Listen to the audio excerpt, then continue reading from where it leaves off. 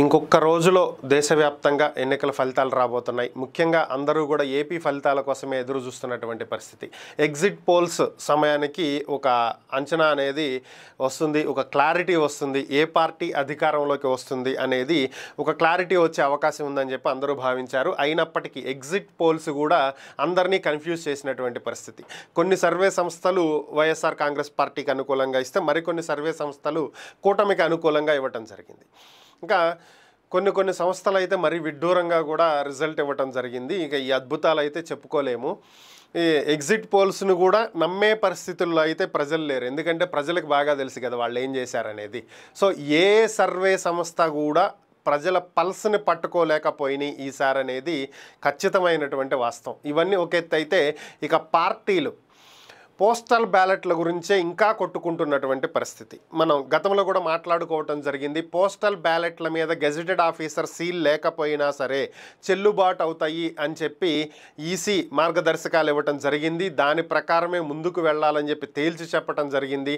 దీన్ని సవాల్ చేస్తూ వైఎస్ఆర్ కాంగ్రెస్ పార్టీ ఏపీ హైకోర్టుకు వెళ్ళటం, ఏపీ హైకోర్టు కూడా ఈసీకే అనుకూలంగా తీర్పు ఇవ్వటం కూడా మనం చూసాం. సో దీన్ని సవాల్ చేస్తూ వైఎస్ఆర్ కాంగ్రెస్ పార్టీ సుప్రీంకోర్టుకి వెళ్ళటం జరిగింది.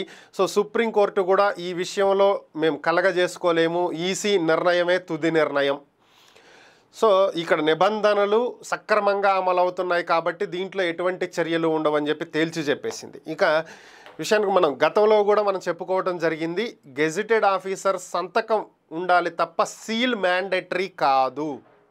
ఎందుకని అంటే రిటర్నింగ్ అధికారి ఫైనలైజేషన్ చేసిన తరువాతనే 13A and 13C of B forms అనేవి తర్వాత గెజిటెడ్ ఆఫీసర్ సంతకం పెట్టడం జరుగుతుంది. రిటర్నింగ్ అధికారి కన్ఫర్మ్ చేసిన తర్వాత గెజిటెడ్ ఆఫీసర్ దగ్గరకు వస్తాయి కాబట్టి ఆ ఓట్లు చెల్లుబాటు అవుతాయి.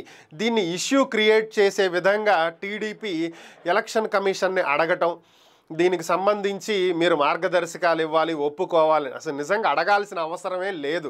ఎందుకంటే అది నిబంధనలో లేనటువంటి అంశాన్ని కావాలని తెర మీదకు తీసుకొచ్చేటువంటి పనులు టీడీపీ చేస్తే అదేదో జరిగిపోతుంది అన్నటువంటిది ప్రజల్లో క్రియేట్ చేసేటువంటి పనులు వైసీపీకి చేసింది. ఓవరాల్గా కోర్టుల దగ్గరకు వెళ్ళి అబాసు పాలవటం. సో ఫైనల్గా ఇది మ్యాండేటరీగా అంటే ఖచ్చితమైనటువంటి నిబంధన కాదు.